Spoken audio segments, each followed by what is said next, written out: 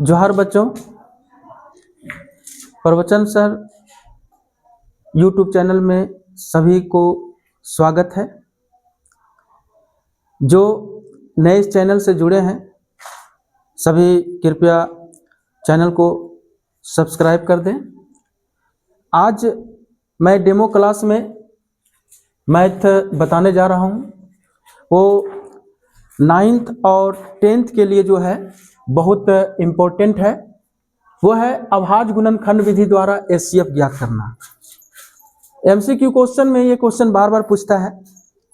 तो इसका नियम क्या है, इसके पहले मैंने सभी बच्चों को अभाज्य गुणनखंड कैसे होता है ये तो मैं बता दिया हूँ। तो अभाज्य गुणनखंड विधि से एचसीएफ ज्ञात करने का जो सबसे सरल नियम है वो है संख्याओं के अभाज्य गुणनखंड के उभयनिष्ठ संख्याओं के निम्न घात वाले संख्याओं का गुणनफल एचसीएफ होता है। आप बड़ी से बड़ी संख्याओं का जो समूह है उसका एचसीएफ निकालने में बहुत ही ये सरल विधि है। इसमें क्या करना है, संख्याओं के पहले अभाज्य गुणनखंड निकालेंगे। अभाज्य गुणनखंड निकालने के बाद उभयनिष्ठ संख्याओं का जो सबसे निम्न घात आएगा, उभयनिष्ठ संख्या, उभयनिष्ठ का मतलब क्या होता है, जो सभी में शामिल हो। तो उभयनिष्ठ संख्याओं के निम्न घात वाले संख्याओं का गुणनफल एचसीएफ होता है। जैसे एक उदाहरण लेते हैं, 120, 140, 180, 40 का एचसीएफ कैसे ज्ञात करेंगे। तो इसमें सबसे पहले बच्चों 120 का हम अभाज्य गुणनखंड निकालते हैं। जैसा कि मैंने पहले बताया, अभाज्य गुणनखंड में जितने भी है ना संख्या जो होगा वो अभाज्य संख्या ही होगा। अभाज्य संख्या के गुणनखंड गुना का खंड होगा। जैसे 120 है तो 120 को पहले हम 2 से लगाएंगे तो कितना आ जाएगा 60, फिर 60 में 2 से लगाएंगे भागा तो बच जाएगा 30, और फिर 30 में 2 से लगाएंगे 15, और फिर 15 में 3 से लगाएंगे तो 5। अंत में आपको अभाज्य संख्या ही बचेगा। उसी प्रकार से 140 तो 2 का है 3 है ना, 2 पर पावर 3 है तो पावर 3 हो गया, और गुने 3 है और गुने 5 ये दे दिए। उसी प्रकार 140 का निकालेंगे तो 140 का देखिए अभाज्य गुणनखंड हो जाता है ना, 2 से भागा लगाएंगे 70, फिर 70 में 2 से भागा लगाएंगे 35, फिर 35 के बाद जो अभाज्य संख्या जो लगेगा वो है 5, तो 5 सत्ते 35। इसका अभाज्य गुणनखंड होगा 2 स्क्वायर है ना इंटू 5 इंटू 7, ठीक है। उसी प्रकार से 180 का अभाज्य गुणनखंड निकालेंगे। देखिए 180 का पहले 2 से लगाएंगे 90 हुआ, फिर 90 में 2 से लगाएंगे 45, फिर 45 में 3 से लगाएंगे 15, और फिर 15 में 3 से लगाएंगे फिर 5, अंत में ये भी अभाज्य संख्या बचा। तो अभाज्य गुणनखंड में लास्ट जो होगा आपका 5 मतलब अभाज्य संख्या ही बचेगा। उसके बाद उसी प्रकार से हम 40 का लेते हैं अभाज्य गुणनखंड। तो देखिए है ना, 40 में लगाएं यहाँ पर 20 दूनी 40, फिर 20 में 2 से भागा लगाएं 10, फिर 10 में 2 से भागा लगाएं 5। यहाँ भी अभाज्य संख्या ही शेष बचा है। अब क्या करेंगे, हम क्या बताए हैं कि संख्याओं के अभाज्य गुणनखंड के उभयनिष्ठ संख्याओं के निम्न घात। अब यहाँ पर देखिए 120 में भी 2 पर घात 3 है, 140 में भी 2 पर घात 2 है, 180 में भी 2 पर घात 2 है।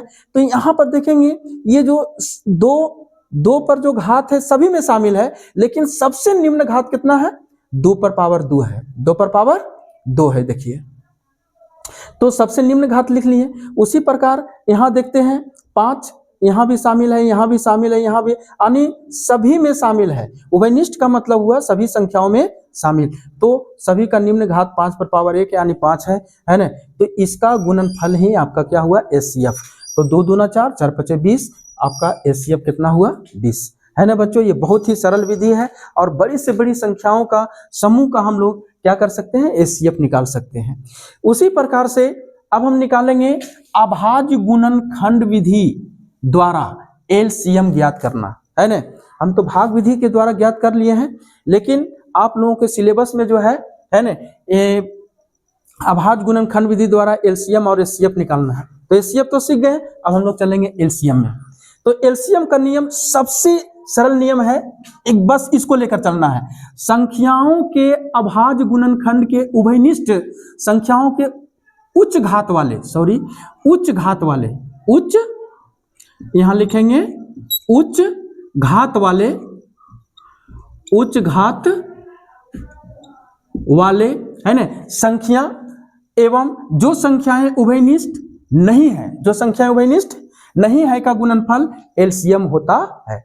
यानी कि जब हम अभाज्य गुणनखंड सभी संख्याओं का निकालेंगे तो जो उभयनिष्ठ संख्या रहेगा उसका उच्च घात, जैसे यहाँ पर 2 पर पावर 2 है, 2 पर पावर 2 है, 2 पर पावर 3 है, 2, तो इसमें उच्च घात कौन हुआ? 2 पर पावर 3, इसको लेंगे। और जो उभयनिष्ठ संख्या नहीं है उसको भी इसमें गुना करेंगे और सभी का गुणनफल मिलाकर आपका एलसीएम निकलेगा। हम यहाँ पर एक उदाहरण लेते हैं, जैसे है 18, 12, 24, 10 का एलसीएम निकालना है।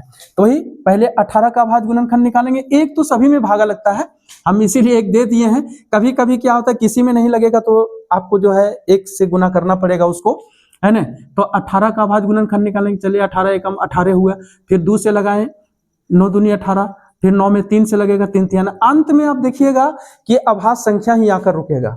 उसी प्रकार से 12 का अभाज्य गुणनखंड निकालें। देखिए 12 एकम 12, 6 दूनी 12, है ना, और फिर 2 तिहाई 6। उसी प्रकार 24 का अभाज्य गुणनखंड निकालें, है ना, 24 एकम 24, है ना, फिर 24 में 2 से भागा लगाएं, 12, 12 में 2 से भागा लगाए, 6, 6 में 2 से भागा लगाएं, फिर 3 चलाया। उसी प्रकार से 10 का अभाज्य गुणनखंड निकाल, 10 एकम 10 है, 10 में 2 से भागा लगाए, 5 आया, है ना। तो इसका अभाज्य गुणनखंड देखिए 1 गुने 2 गुने 5, 1 गुने 2 गुने 5। 24 का हो गया 1 गुने 2 पर पावर 3 गुने 5, देखिए 1 गुने 1 2 3 है, 2 3 है, 3 बार आया है तो 2 पर पावर 3 और गुने 3 बचा। अब यहाँ पर हम लोग देखते हैं कि इसका एलसीएम कैसे निकलेगा। तो एलसीएम के बारे में जैसा कि मैंने बताया है सभी को कि जो है ना उभयनिष्ठ संख्याओं, अभाज्य गुणनखंड में जो उभयनिष्ठ संख्याएं हैं, अब यहाँ देखिए 2 सभी में शामिल है, 2 सभी में शामिल है, तो इसके उच्च घात वाले संख्या कौन है? उभयनिष्ठ उच्च घात वाले। तो उभयनिष्ठ में देखिए उच्च घात वाले संख्या कौन है? 2 पर पावर 3। तो देखिए यहाँ पर एक तो सभी में शामिल है, 1 लिख दिए हैं। उच्च घात वाले संख्या कौन है? 2 पर पावर 3, इसको लिख दिए हैं। और जो संख्याएं उभयनिष्ठ नहीं है, जो संख्याएं उभयनिष्ठ नहीं है उनके गुणनफल, है ना, उनको भी क्या करेंगे, है ना, गुना कर देंगे। अब यहाँ देखो 3 पर पावर 2 है, 3 है, 3 है, तो अधिक उच्च इतना यदि संख्या है तो उच्च घात वाले संख्या को लेंगे। तो उच्च घात वाले संख्या कौन हो गया? 2 पर पावर 3। अब यहाँ पर देखिए यहाँ भी है उभयनिष्ठ 5 नहीं है, ये भी गुना हो जाएगा। तो हम टोटल मिला के क्या समझे, यदि उभयनिष्ठ है सभी में शामिल है तो उच्च घात वाले संख्या को लेंगे, और जो उभयनिष्ठ नहीं है उसको भी क्या करेंगे, हम गुना कर देंगे, और जो गुणनफल प्राप्त होगा वही आपका जो है ना एलसीएम निकलेगा। तो देखिए एलसीएम कितना होगा, 1 हो गया, 2 को 3 बार गुना किए 8, है ना, और 3 तिहाई 9, तो ये 24, 24 पचे 20 से 24 पचे 20, 2 दूनी 4 दूनी 8, है ना, 8 नमा 72, 8 नमा 72, और 72 पचे कितना हो गया? 360। ये आपका आंसर हो गया। उम्मीद है बच्चे 9th और 10th क्लास के जो बच्चे होंगे इस बेस को लेकर चलेंगे, और इससे एमसीक्यू क्वेश्चन 1 या 2 क्वेश्चन जरूर पूछते हैं। उम्मीद है कि आप लोग इसे समझ गए होंगे। धन्यवाद। इसी तरह का मैं ढेर सारे वीडियो डाला करूंगा। उम्मीद है कि आप सीख गए होंगे, और अगला जो मैं फिर अगले क्लास में मिलता हूं सभी से, और जो बचे खुचे हैं सभी सब्सक्राइब कर दीजिएगा। धन्यवाद।